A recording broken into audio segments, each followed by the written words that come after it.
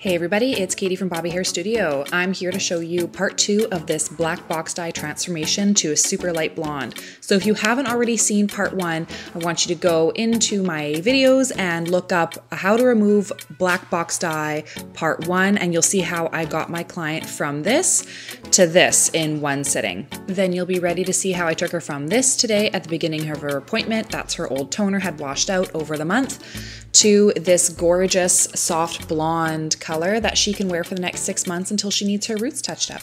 So if you guys want to see how that's done, make sure to see the first video before you start this one because there's really important information that you're going to need to know in that one.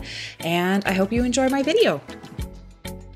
Also, if you can show us some love on Instagram at Bobby Hair Studio and my personal hair Instagram, vancity.blonde, that would be amazing, you guys. Thank you so much for liking and subscribing and turning on your notification bell to get updates.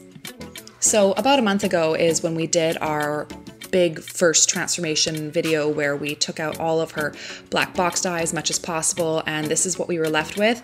Now ideally you'd like to be able to do this in one day, but sometimes it's better for the health of the hair and for our timing to do it in 2 points. So I know it's very splotchy. If you see the first video you'll see why, but essentially we didn't have time to do the foils. So we have her root there, we have this midsection that has kind of her virgin area, and then the ends, these very orange ends, is where all of her box dyes are. Now we don't actually know what's in there. She says she's done tons and tons of box dyeing to her hair. She's done black box dye at least 2 times. So this was a massive transformation and we're shocked how healthy her hair is even at the end of this video.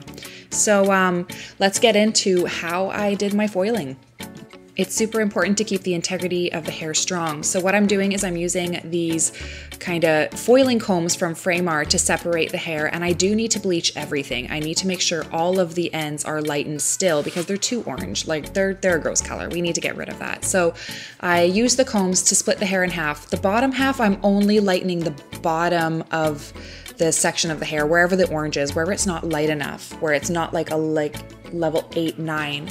And then I will take the top half of the section and that's where I will put in foils up near the root. And that's gonna give us a really, really soft transitional balayage kind of technique. Also, my client's hair is naturally pretty light, which is great because then I get to use such a gentle volume like 7 volume. And for my formulations, I did use a clay lightener by Blonde Me and 7 volume, but I also made sure to use a lot more developer than's on the label because I want it to lift super, super slow. Again, this hair's already been through a lot. I don't want to put it through a ton and have it snap off, so I'm being very gentle to the hair, while what's on the root is a standard Blonde Me and 7 volume just to lift her slowly and gently because we put in these foils over 2 hours. So that means that these foils are going to be sitting in there for a really long time. So we do need a slow lift to maintain the integrity of her hair.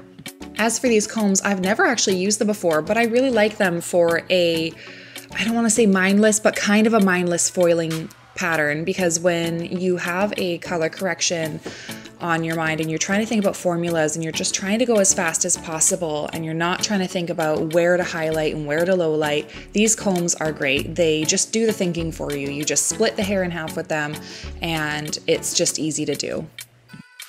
Now, if you've never seen what box dye looks like when it's been bleached multiple times, this is what it looks like. It will never be that platinum color. She's still got a ton of warmth to her hair, although she has lifted to a really light level. This is something we can use toners on to kind of fight that brassiness, but it's never gonna be that bright, bright platinum blonde that virgin hair lifts to. I just want to talk while I'm pulling up my foils. You guys can watch that if you like to. You can mute me if you want, but I'm going to talk about why this was split up into 2 sessions really quick. So essentially, my client really wanted to get her hair blonde for the new school year, and she knows that I book up really fast, and we knew that we would need at least an 8-hour day to do her hair, but also we wanted to split it up into 2 appointments because number 1, it's a little easier to afford splitting up the appointments, each month, and because this is a color correction. Color corrections are $100 per hour. And, she is a student, but she really, really wanted to do this. She didn't have to, but she wanted to. She saved up. And the other reason is because it's better on her hair. She gets to go home halfway through, give it a lot of treatments, be really good to her hair, see how the toner fades out so we can just see what the hair holds on to and what it doesn't hold on to. And that way we can split up the 2 appointments, just for the sake of her wallet, for the sake of time, and for the sake of her hair. So it actually worked out better this time. Some appointments I'd like to do all in one day and it makes sense to do them. This just didn't happen to be one of them. So I'd recommend that if you are a black box dye hair client and you want to go blonde, I mean, ideally it is best to switch it up between 2 appointments so that you can save your hair some of that damage that you're going to end up getting. My client's hair today felt really dry, but it didn't feel damaged, and I just told her when she goes home to use a couple of moisturizing masks every month, and her hair will start feeling better again as we start to chip away at the old black box dye when we're cutting it as she curls it.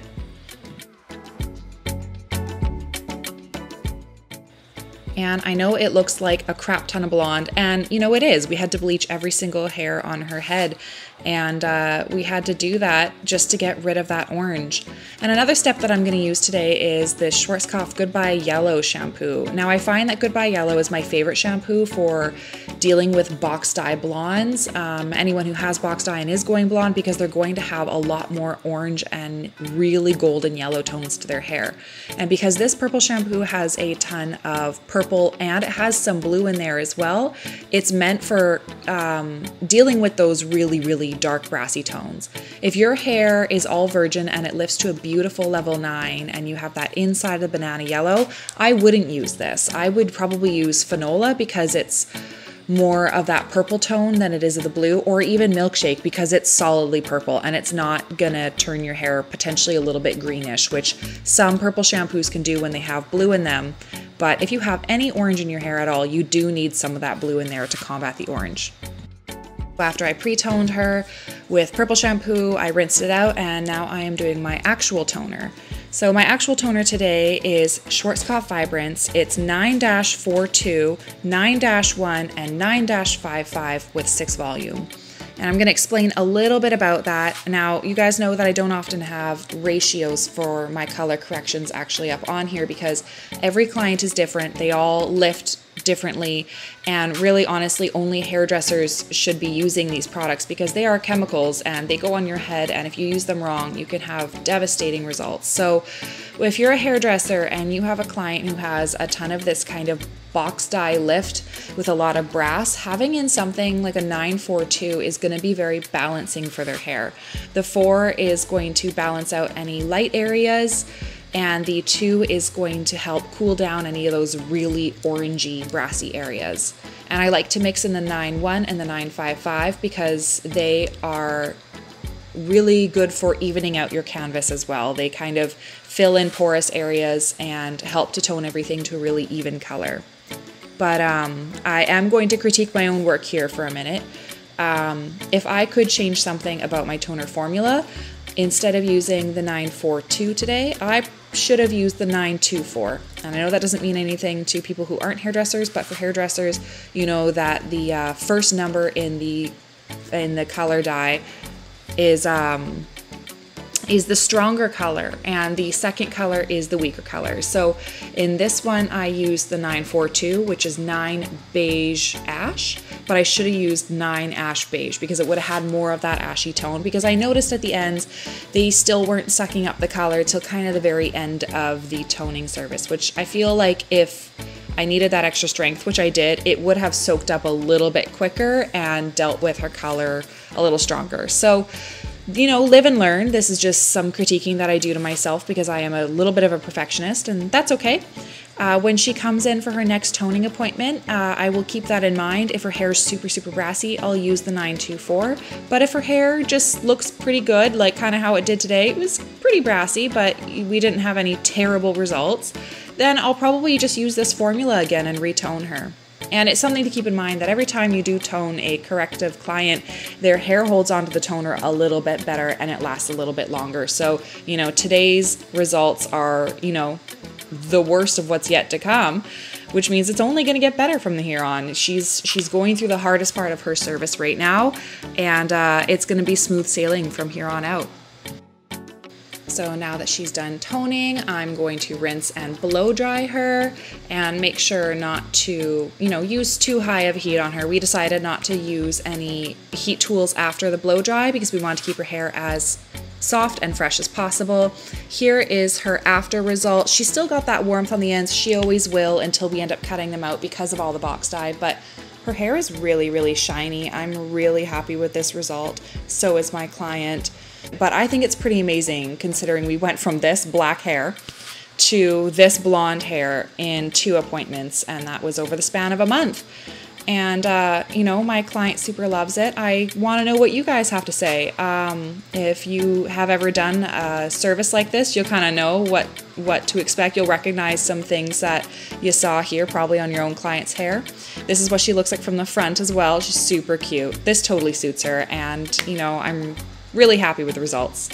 Thank you so much for watching, you guys. Remember to follow us on Instagram, Bobby Hair Studio, and vancity.blonde. Remember to like and subscribe and turn on notifications. Thank you so much, everybody. Have a great night.